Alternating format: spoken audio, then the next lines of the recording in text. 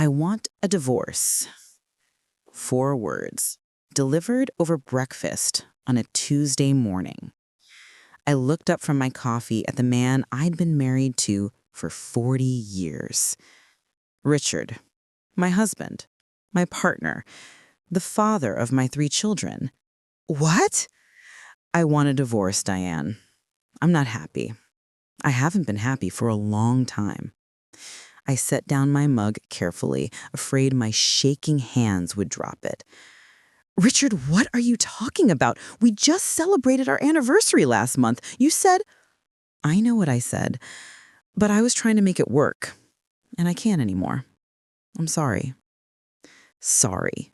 40 years, and he was sorry? Is there someone else? The question came out before I could stop it. He hesitated, just for a moment. And in that hesitation, I knew. He said finally, her name is Amber. She's my assistant at the firm. We've been seeing each other for about a year. A year? He'd been cheating on me for a year while I cooked his meals, did his laundry, smiled at his business dinners, slept beside him every night. She makes me feel young again, he continued, alive, like I still have time to be happy. And I don't make you happy? My voice sounded strange, distant. You're a good woman, Diane, a good mother. But we're not the same people we were at 25. We've grown apart. Grown apart.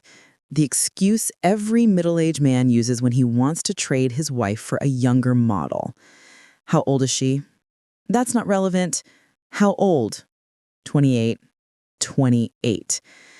I was 65. Richard was 67. Amber was younger than our oldest daughter. Get out, I said quietly. Diane, get out of my house, now. It's my house, too. Then I'll leave. I stood up so fast my chair fell backward.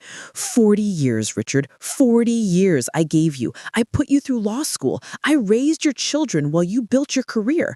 I moved 6 times for your partnerships. I smiled and played the perfect lawyer's wife at every dinner, every event, every ass-kicking obligation.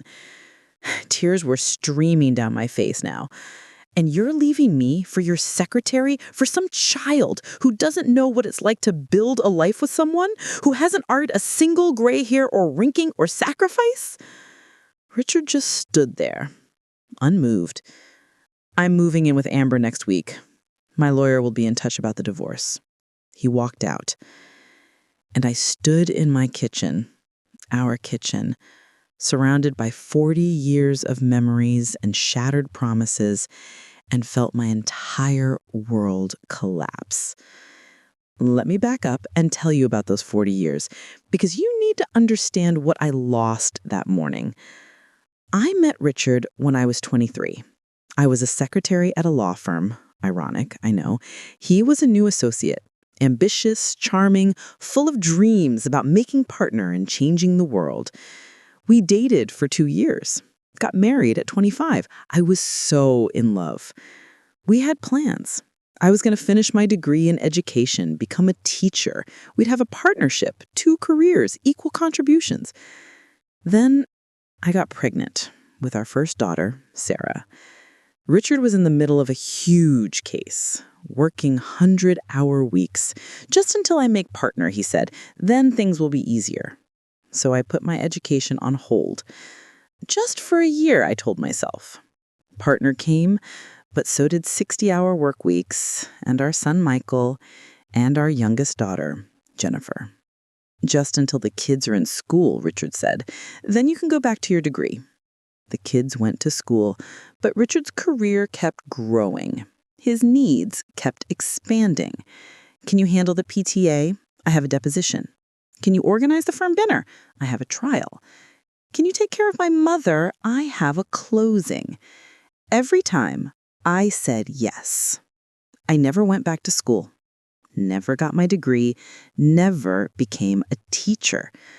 I became Richard's wife. Richard's support system, Richard's beautiful accessory at firm events. Invisible.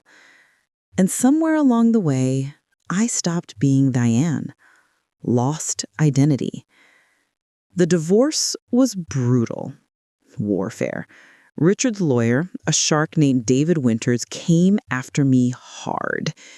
Mrs. Mitchell hasn't worked in 40 years. She made the choice to be a homemaker. Mr. Mitchell shouldn't have to support her extravagant lifestyle indefinitely. Extravagant lifestyle.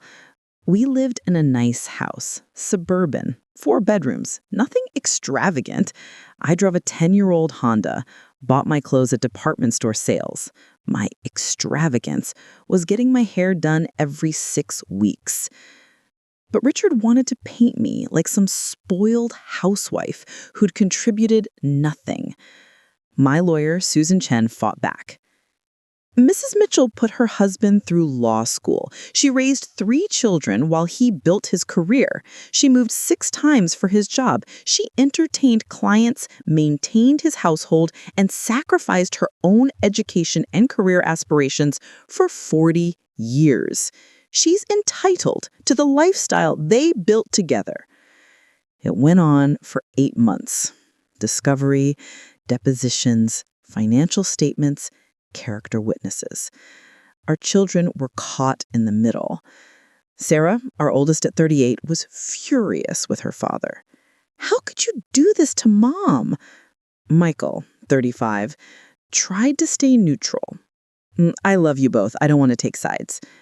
Jennifer was the one who hurt me most. "Mom, maybe you should try to understand Dad's perspective. He's not happy. People change. Your father is leaving me for a woman younger than you? I know it's not ideal, but..." "Not ideal, Jennifer. He's destroying our family. He's allowed to be happy, Mom. You can't expect him to stay in a marriage that doesn't work anymore just because you've been together a long time." I hung up on her. Didn't speak to her for 3 months. The divorce was finalized on what would have been our 41st anniversary. Richard got the business assets, his retirement accounts, his partnership in the firm, his investments, about $3 million total. I got spousal support, $4,000 a month for 10 years and half the house equity, about $300,000. "It's better than nothing," Susan said, but it felt like nothing. 40 years of my life valued at $4,000 a month? Richard married Amber 3 months later. Quick! I saw the photos on Facebook. Jennifer had posted them. Amber in a white dress, her first marriage, his second, but she got the white dress and the big wedding. Richard in a tuxedo, beaming like a man who'd won the lottery. "Couldn't be happier," the caption read. I closed Facebook and cried for 2 days. I tried to build a new life. Sold the house. Too many memories. Too expensive to maintain alone. Moved into a small condo. Tried dating. Signed up for one of those senior dating apps.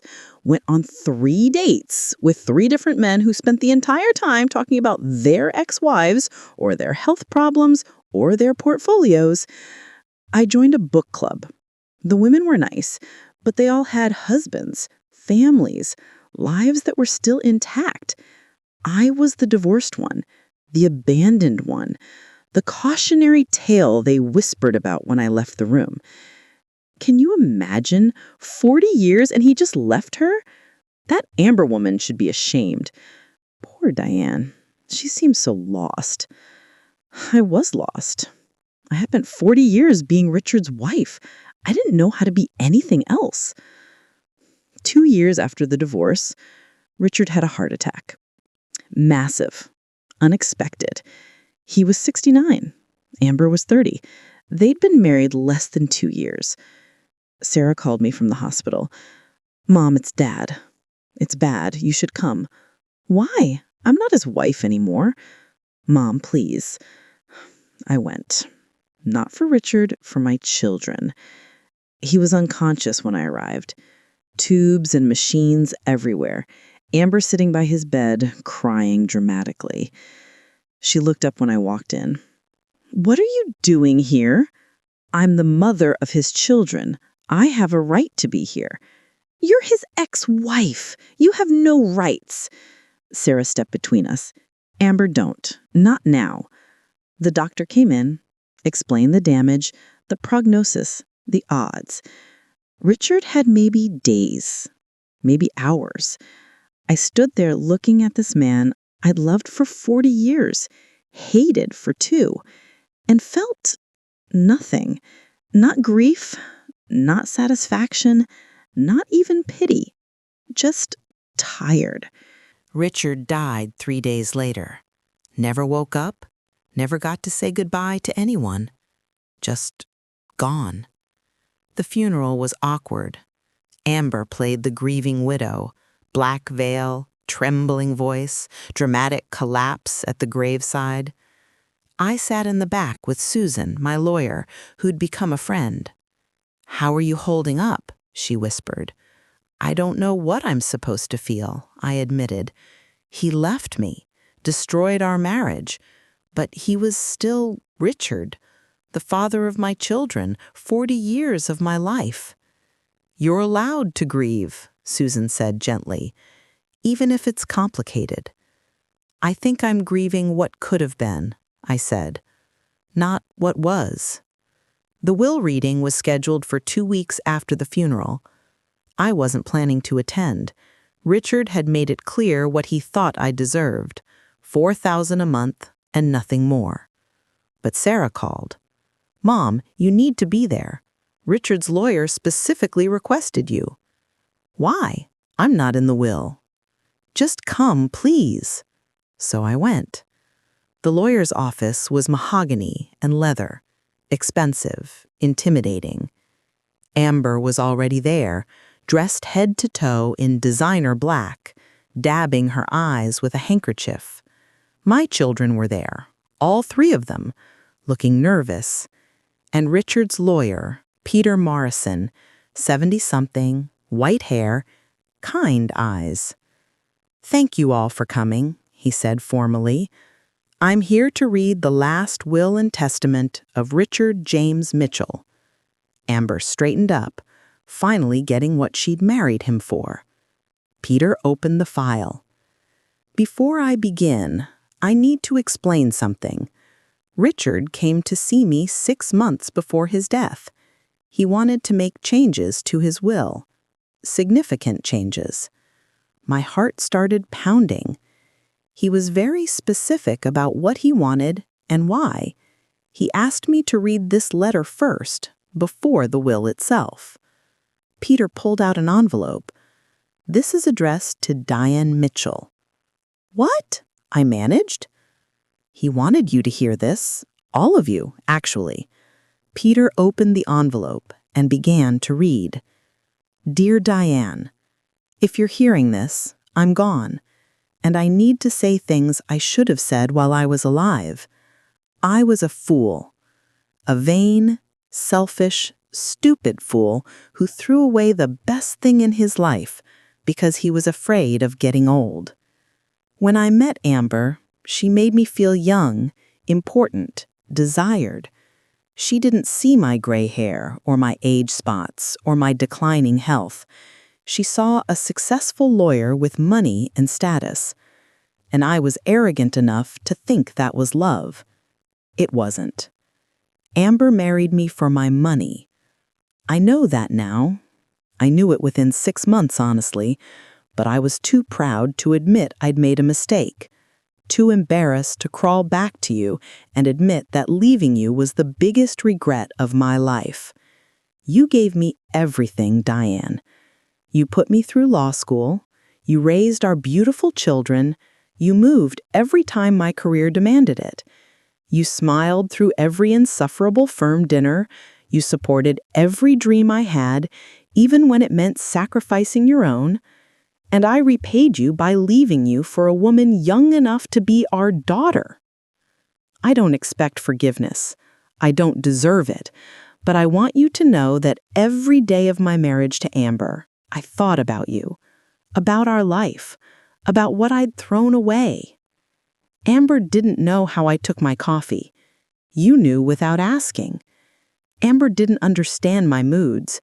You could read me like a book. Amber wanted the lifestyle. You wanted me. And I was too stupid to see it until it was too late. So I'm doing the only thing I can to try to make this right. Diane, I'm leaving you everything. The house I bought with Amber, it's yours. My retirement accounts, yours. My life insurance, yours. My partnership buyout from the firm, yours. Everything.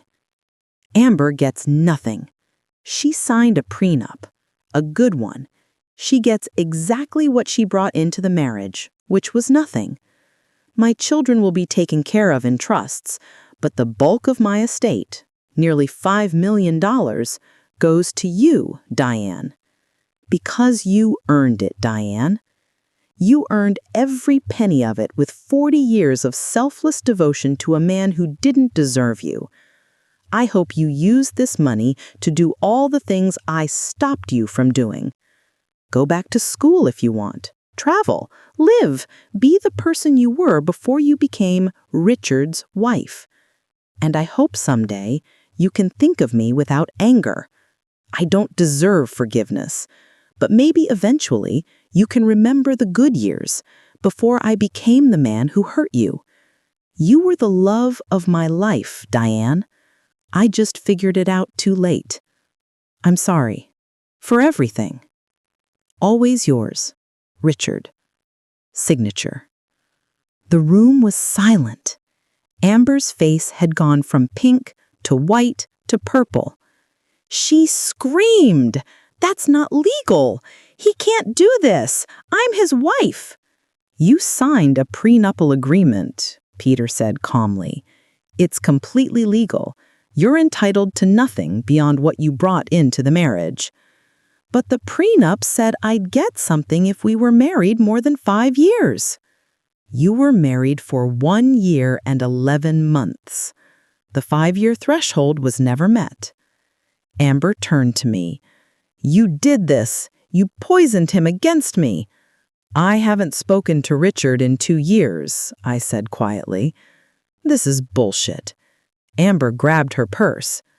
"I'm suing. My lawyer will."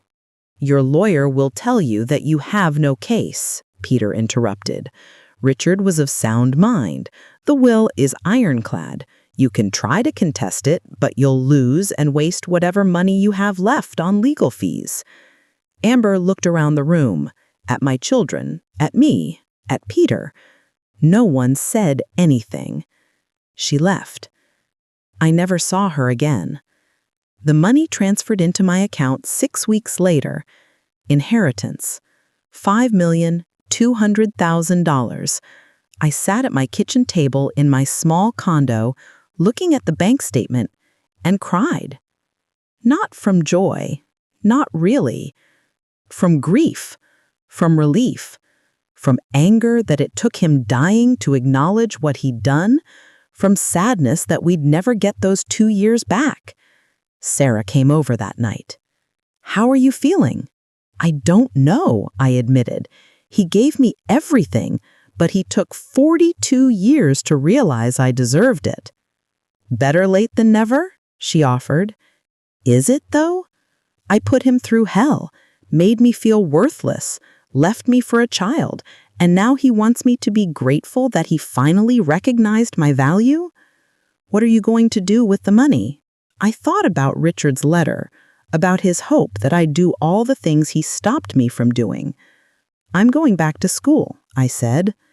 I enrolled at the local university 2 months later.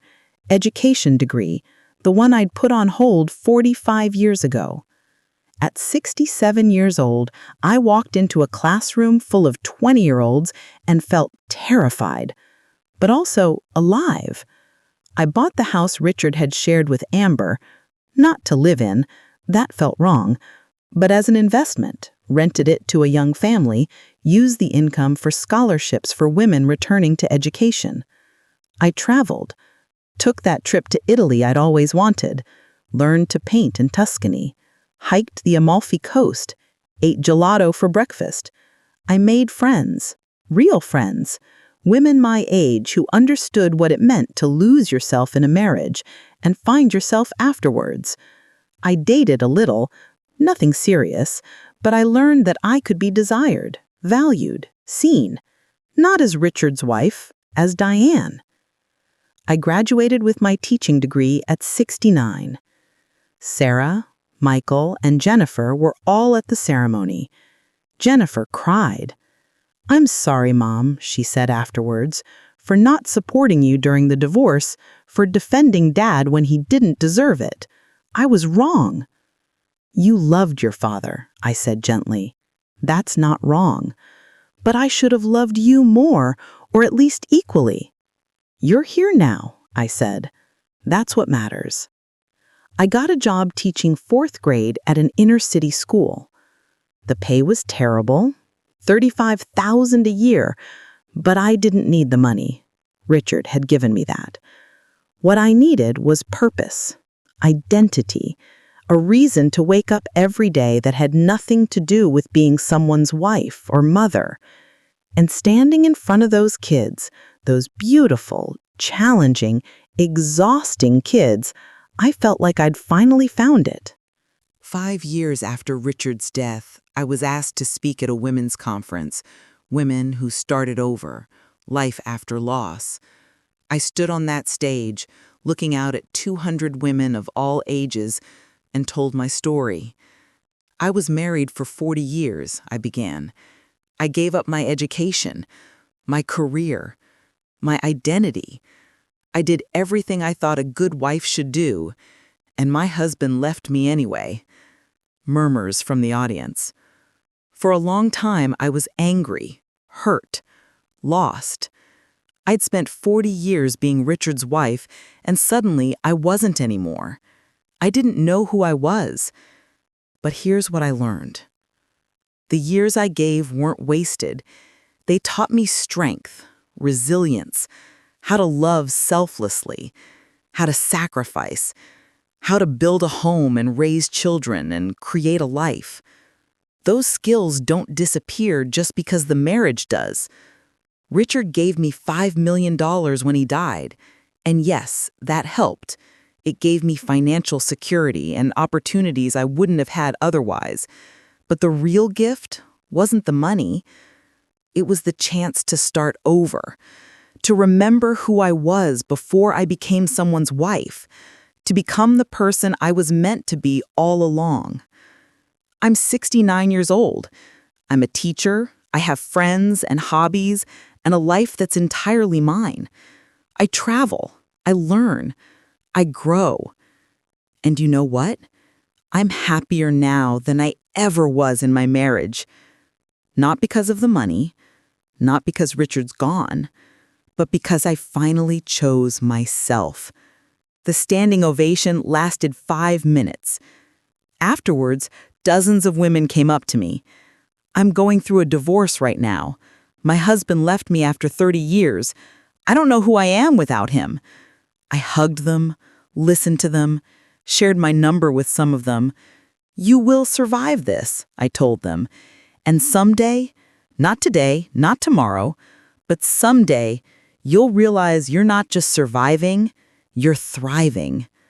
I think about Richard sometimes, mostly with sadness, for what we had, for what we lost, for the years we wasted being angry at each other. I think about Amber, too, wonder where she ended up, if she learned anything, if she's still chasing wealthy older men, or if she found something real. Mostly, though, I think about the woman I was at 25, bright-eyed, in love, ready to sacrifice everything for the man she adored. I wish I could tell her, don't give up everything. Keep something for yourself. Build your own dreams alongside his. Love him, yes, but love yourself, too. But maybe she had to learn that the hard way. Maybe we all do. Last week, I got a letter from Amber, forwarded through Richard's estate lawyer. She'd tracked me down. I almost threw it away, but curiosity got the better of me. Dear Diane, I know you have no reason to read this, let alone care about what I have to say, but I need to say it anyway. I'm sorry. I was young and stupid and selfish. I saw Richard as a meal ticket, a way to have the life I thought I wanted: money, status, security. I didn't think about you, about the marriage I was destroying, about the life you'd built with him. All lies I told myself so I could sleep at night. The truth is, I destroyed something real for something fake, and I'm paying for it now. Not financially, though yes, getting nothing from his estate stung, but emotionally. I'm 35 now, single, working as a paralegal, living in a studio apartment, dating men my own age who don't have Richard's money or status. And you know what? It's better. Real, honest, mine. I wasted my 20s chasing wealthy older men, trying to shortcut my way to success, hurting people along the way. I can't undo what I did to you, but I want you to know I think about it a lot, and I'm sorry. Not because I didn't get his money, but because I helped take away someone's husband, someone's life partner, someone's 40 years of history. You didn't deserve that. I hope you're doing well. I heard you went back to school, became a teacher. That's amazing.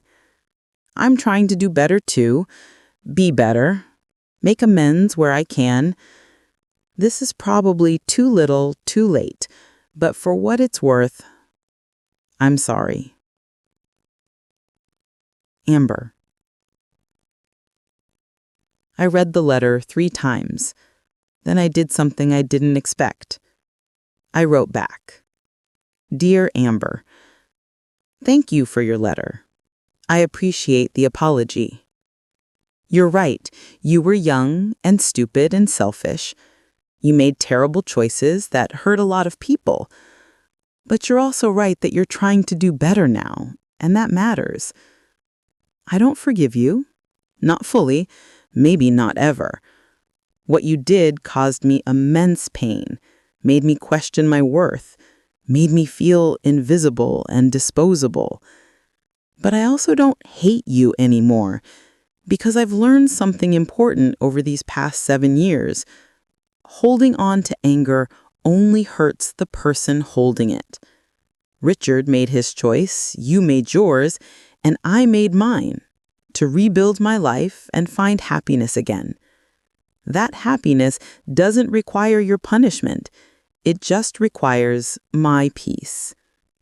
I hope you find what you're looking for: real love, real success, real self-worth that doesn't come from someone else's bank account. And I hope the next time you're tempted to take something that isn't yours, whether it's a husband or an opportunity or someone else's life, you remember how this felt. Take care of yourself, Amber. Diane. I mailed it the next day and felt lighter for it. I'm 74 now. I've been teaching for 5 years. Just announced my retirement. I want to travel more, spend time with my grandchildren, maybe write a book. My children are all doing well. Sarah is a lawyer like her father, but she uses her skills to help women in divorce proceedings. Pro bono work mostly. Michael is a therapist, specializes in helping people navigate life transitions. Jennifer runs a nonprofit helping women return to work after years out of the workforce. They all learned something from watching me rebuild my life. You showed us that it's never too late to start over, Sarah told me recently. And that your worth isn't determined by your relationship status, Jennifer added. And that forgiveness isn't about the person who hurt you, Michael said. It's about freeing yourself. I look at my children, these beautiful adults who learn strength from watching me fall apart and rebuild, and I feel proud. Richard gave them life, but I taught them how to live it. You know, there's this idea in our culture that if you give your whole life to someone, they'll value it. That sacrifice equals love, that putting yourself last makes you a good wife, a good mother, a good woman. Diane believed that for 40 years, and Richard took it for granted until it was too late. If you're in a long marriage right now, whether it's happy or struggling, please hear this. Your worth isn't measured by how much you sacrifice. Your value doesn't increase by making yourself smaller. Partnership means both people matter equally. Both dreams, both needs, both futures. Richard's letter, his deathbed confession that Diane was the love of his life, it's romantic, I guess. Some people hear that story and think it's redemption. But here's the truth. That letter wasn't redemption. It was just regret. Redemption would have been recognizing her value while she was still his wife, while he still had the chance to choose her every day, not just in a will. The money was nice. It gave Diane security and opportunities. But it didn't erase the pain, didn't undo the betrayal, didn't give her back those 2 years she spent feeling worthless. What saved Diane wasn't Richard's money. It was her decision to save herself. At 65, after 40 years of being someone's wife, she chose to become Diane again. And that choice, that brave, terrifying choice to start over, that's what changed everything. If you're listening to this and you've lost yourself in a relationship, whether through divorce or death or just years of putting everyone else first, please know it's not too late. It's never too late to go back to school, to chase a dream, to become the person you were meant to be. Age is just a number. And starting over at 65 or 70 or 75, that's courageous.